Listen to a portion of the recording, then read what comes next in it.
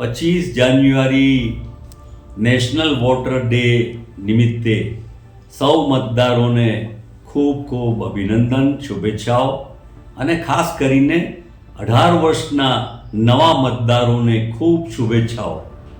આ દેશના નિર્માણમાં, દેશની સ્વતંત્રતાને મજબૂત રાખવામાં, લોકશાહીને જીવંત રાખવામાં નવા મતદારો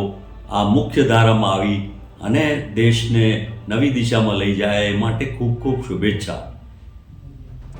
રાજીવજીએ 18 વર્ષનો મતાધિકાર આપ્યો અને ડૉક્ટર મનમોહનસિંહ એમણે 2011માં જ્યારે 18 વર્ષના મતદારોનું નોંધણી 20-25% ઓછી થતી હતી ત્યારે નેશનલ વોટર ડે નિમિત્તે સૌને પ્રોત્સાહિત કરવા માટેનું આયોજન કર્યું અને એના કારણે આ દેશમાં મતદાતાઓની સૂચિમાં એમના એપિક નંબર એ મળી જાય, એમનું આઈડેન્ટિટી, ફોટો આઈડેન્ટિટી ઇલેક્ટ્રોનિક મળી જાય એ માટેની સુવિધાની શરૂઆત 2011માં કરવામાં આવી. અને સાથે સાથે આજે જે પરિસ્થિતિ છે કે મતદારોની સંખ્યા જે હતી એમાં સાચી મતદાર સંખ્યા લાવવા માટે સરનું આયોજન જે કરવામાં આવ્યું ચૂંટણી પંચ દ્વારા એ વ્યાજબી છે, પરંતુ જે પ્રકારે ભારતીય જનતા પાર્ટીના દબાણ હેઠળ, પ્રેશર હેઠળ ચૂંટણી પંચ, ઇલેક્શન કમિશન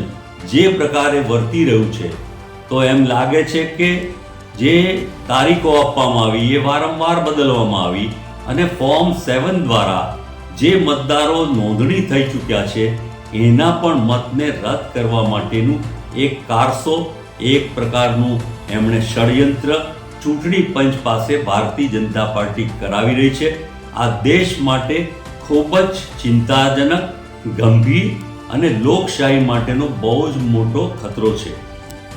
કોંગ્રેસ જ્યારે પહેલવહેલી આ દેશમાં સત્તા સ્થાને આવી, જવાહરલાલ નહેરુ દેશના પ્રથમ વડાપ્રધાન બન્યા અને એ જમાનામાં જે પહેલી ચૂંટણી થઈ 1952માં એ વખતે નોંધાયેલા મતદારો ગઈ ચૂંટણી સુધી, ગયા વખત સુધી જે લોકો રજિસ્ટર હતા એને ત્યાં રહેતા હતા, જે જગ્યાએ હતા, જે બૂથમાં હતા, સીમાંકન પછી હતા, તેમણે મતદાર યાદી માટે જોડાવા માટે ક્યારેય ફોર્મ ભરવાનો વારો આવ્યો નહોતો. પણ ભારતીય જનતા પાર્ટી અનેક રીતે ઉથલપાથલ કરીને ચૂંટણી પ્રક્રિયાને પોતાની મનમાની રીતે અને એમાં જાત જાતના ખટપટ કરીને પોતાના કબજે કરવાના હિસાબે હવેથી એટલા જૂના મતદારોએ પણ નવેસરથી ફોર્મ ભરવાનો વારો આવ્યો. સૌએ ફોર્મ ભર્યા, નવા ફોટોગ્રાફ પણ આપ્યા, પણ એમણે જે યાદી બહાર પાડી પહેલી એમાં એ ફોટા પણ પૂરા બરાબર આવ્યા નહીં અને જુદા જુદા નુસ્ખા દ્વારા જે પ્રકારે ષડયંત્ર રચી અને મતદારોને કમી કરવાનું કામ કરી રહી છે ભારતીય જનતા પાર્ટી, એ જબરજસ્ત ખતરો છે આ દેશના નાગરિકો માટે. આ દેશના મહત્ત્વના પ્રશ્નો કે જેમાં આપણે જાણીએ છીએ કે જે પ્રકારે બેરોજગારી, મોંઘવારી, ભ્રષ્ટાચાર અનેક પ્રશ્નો છે, આરોગ્યના પ્રશ્નો છે, શિક્ષણના પ્રશ્નો છે અને ખાસ કરીને તો બુદ્ધિજીવીઓ, શહેરમાં વસતા લોકો, શિક્ષિત લોકો, વિચારશીલ લોકો, ચિંતન કરનારા લોકોને મારી વિનંતી અને પ્રાર્થના છે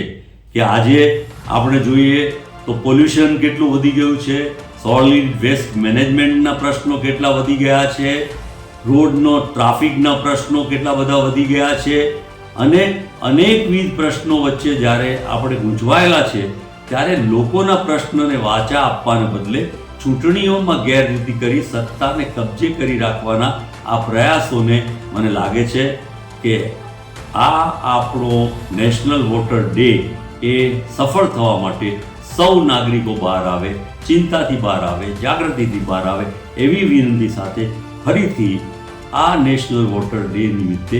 સૌ મતદારોને અભિનંદન અને શુભેચ્છાઓ.